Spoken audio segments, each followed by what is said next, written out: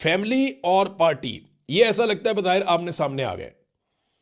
और ये जो पार्लियामेंट के अंदर इनकी सारा दिन बहस होती रही है, मस्जिद के अंदर बैठ के इन्होंने मीटिंग की है, वो यही की है ना कि जनाब पार्टी को कंट्रोल कौन करेगा, फैसले कौन करेगा। तो देखें, सादी बात है, जो सियासी फैसले हैं वो सियासतदानों ने करने हैं, वो इमरान खान की फैमिली तो नहीं कर सकती। वो तो बहुत ही गैर सियासी किस्म के लोग हैं, उनको तो इतना आइडिया भी नहीं है। तो ये फैसले तो सियासतदानों ने करने हैं, जो तजर्बाकार सियासतदान हैं। महमूद अचकज़ई साहब हैं, अल्लामा राजा नासिर अब्बास साहब हैं, असद कैसर साहब हैं, बाकी लोग हैं। इन्होंने ये, बैरिस्टर गौहर हैं, सलमान अकरम राजा, इन लोगों ने ये फैसले करने हैं कि किस तरफ जाना है, एहतजाज कैसे होगा और सियासी फैसले क्या होंगे।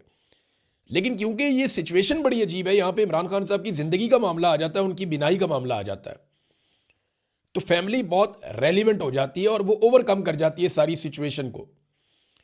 सारी सिचुएशन में वो बहुत आगे निकल जाते हैं। वजह यह है कि उनकी वाबस्तगी है ना बराह रास्त कानूनी नुक्ता नज़र से भी। जब इलाज के बारे में बात की जाएगी तो फैमिली की बात की जाएगी, फैमिली को बनाए, कानून में भी फैमिली पहले है।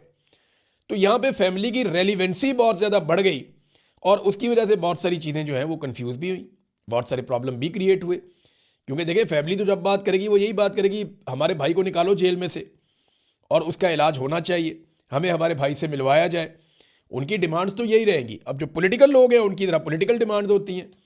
अब देखना यह है कि इसको ये कैसे मैनेज करते हैं। अभी जो होना था वो तो चीज़ें हो गई हैं। आज इमरान खान साहब की फैमिली स्टेटमेंट देगी, देखते हैं उनका स्टेटमेंट क्या आता है। इमरान खान साहब की उनके बेटों से सिर्फ बातचीत करवाई गई है और देखें ना, बेटों से जब बातचीत की तो नईम हैदर पंजूता साहब हो या बाकी लोग, उन्होंने बताया कि इमरान खान ने अपने बेटों को ये बताया कि उनकी आंख मुतासर हुई है। ये बात तो कन्फर्म है। अब जिन लोगों की वजह से आंख मुतासर हुई है उनसे तो सवाल होता रहेगा, इसका जवाब तो हमेशा मांगा जाता रहेगा, क्योंकि एक लीडर के साथ इस किस्म की हरकत हुई है। मैंने वीडियो देखी है शफीउल्लाह जान की, जैसे पुलिस उसको घसीट के मारती हुई लेकर जा रही है। यानी किसी वजीर इत्तलात को क्या ऐसे पुलिस घसीट के मारते हुए लेकर जा सकती है? सिंध का, पंजाब का, फेडरल का, फेडरेशन का, कोई भी, बलूचिस्तान का कोई भी वजीर इत्तलात आप पकड़ें और पुलिस वाले ऐसे मारते हुए घसीटते हुए इसको ले जाएं, ये मनाजिर पाकिस्तान का मीडिया ववेला डाल देगा, पाकिस्तान का मीडिया शोर मचा देगा, पाकिस्तान के अंदर रोला पड़ जाएगा और पूरी दुनिया में रोला पड़ जाएगा। लेकिन शफीउल्लाह जान है, क्योंकि पाकिस्तान तहरीक इंसाफ से, इमरान खान से उनका ताल्लुक है और इस वक्त पाकिस्तान की मिलिट्री एस्टेब्लिशमेंट इमरान खान साहब पे बहुत गुस्से में है, तो किसी को कोई फ़र्क ही नहीं पड़ता जो बाहर दिखाई दे रहा है। नाज़रीन, अली अमीन गंडापुर साहब ने कुछ स्टेटमेंट्स दिए हैं। मैं इसके ऊपर इसलिए बात करूंगा कि मैं इनमें एक दो चीज़ों का गवाह भी हूँ। गंडापुर साहब ने कहा कि मोहसिन नकवी की तारीफ़ की कि जितनी कोशिश उसने की मोहसिन नकवी ने इमरान खान को छुड़वाने की, उतनी कोशिश किसी ने भी नहीं की। ये तो ज़रा ज़्यादा बोल गए।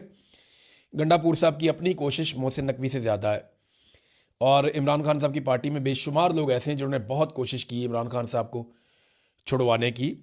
मोहसिन नकवी की कोशिश, यानी वो एग्जैक्ट जगह पे, वो एक्चुअली कहना ये चाह रहे हैं कि जिस जगह मोहसिन नकवी ने बात की वहाँ कोई नहीं कर सका। गंडापुर साहब शायद ये कहना चाह रहे हैं। देखिए, एक तो जहन में रखें कि पंजाब की जो निगरान हुकूमत थी वो मोहसिन नकवी के पास थी और मोहसिन नकवी आसिम मुनीर साहब के सके हैं, बहुत प्यारा ताल्लुक।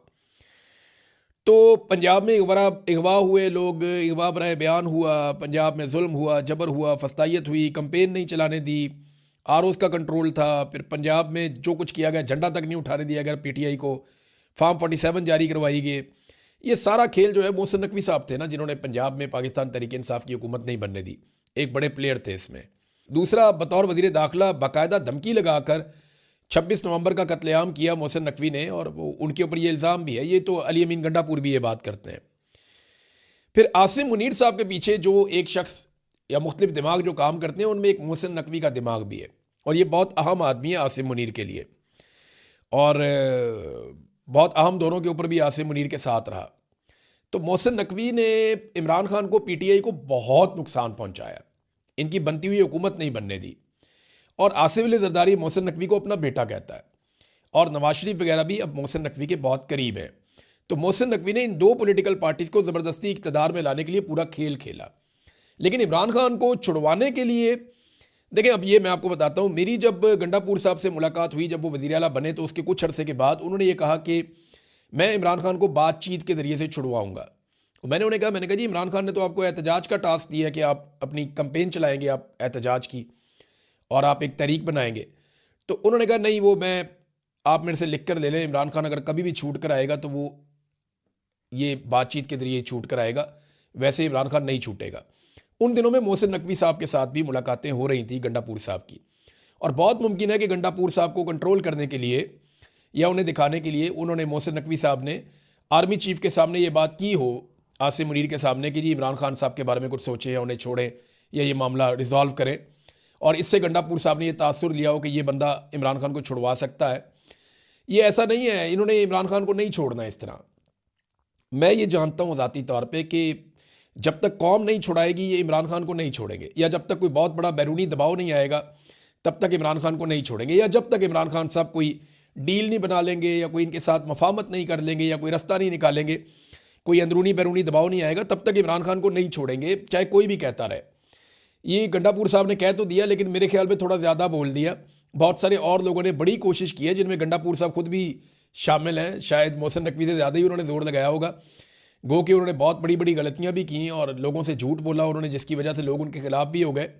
अगर वो लोगों के सामने सच रखते शुरू से तो शायद लोग इतने उनके खिलाफ ना होते। तो सनम जावेद के बारे में उन्होंने बड़ी अजीबोगरीब बात की है गंडापुर साहब ने। हालांकि सनम जावेद ने सोशल मीडिया से दुश्मनी ले ली थी गंडापुर के लिए, लेकिन बड़ी उन्होंने अजीब, यानी अखलाकियात से नीचे जा रही थी वो बात जो उन्होंने की सनम जावेद के बारे में। तो नामुनासिब है, ऐसी बात नहीं करनी चाहिए। ख़वातीन के बारे में जब आप कुछ बात करें ना, तो आपको अल्फाज के चुनाव में भी मुहतात रहना चाहिए।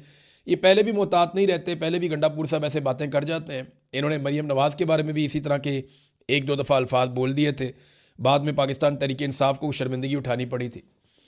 तो अब एक और बात उन्होंने की, उन्होंने कहा जी ये ड्रोन हमले और जो ऑपरेशन हैं वो मेरे दौर के अंदर नहीं हो रहे थे, इस दौर के अंदर जो हालात हैं वो ख़राब हैं। तो इसका जवाब तो जो मौजूदा हुकूमत है सुहेल अफरीदी उनको देना चाहिए, और वो बताएं कि उनके दौर में ड्रोन हमले ज़्यादा क्यों हो रहे हैं। वो ये भी बताएं कि उनके दौर में ऑपरेशंस ज़्यादा क्यों हो रहे हैं, और क्या उन्होंने ऑपरेशंस की इजाज़त दी है दूसरे तरीके से। ये अब जवाब देना पड़ेगा सुहेल अफरीदी को, क्योंकि अली अमीन गंडापुर साहब ने कैटेगोरिकली जो है वो ये बताया कि उनकी हुकूमत ज़्यादा बेहतर इन मामलात में परफॉर्म कर रही थी। और अगर वो अदादोशुमार गंडापुर साहब के देखें तो फिर उनकी बात ठीक लगती है। तो इस पर सुहेल अफरीदी साहब को ज़रूर रिस्पॉन्ड करना चाहिए। शेर अफजल मरवत साहब आए, वो आकर मिले, वहाँ पे सुहेल अफरीदी साहब को भी मिले, बाकी लोगों को मिले, लेकिन सुहेल अफरीदी फिर उठ के निकल गए वहाँ से।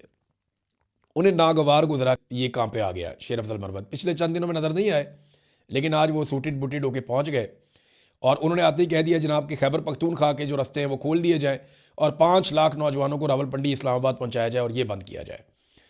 तो वो एक नया मिशन लेकर आ गए थे।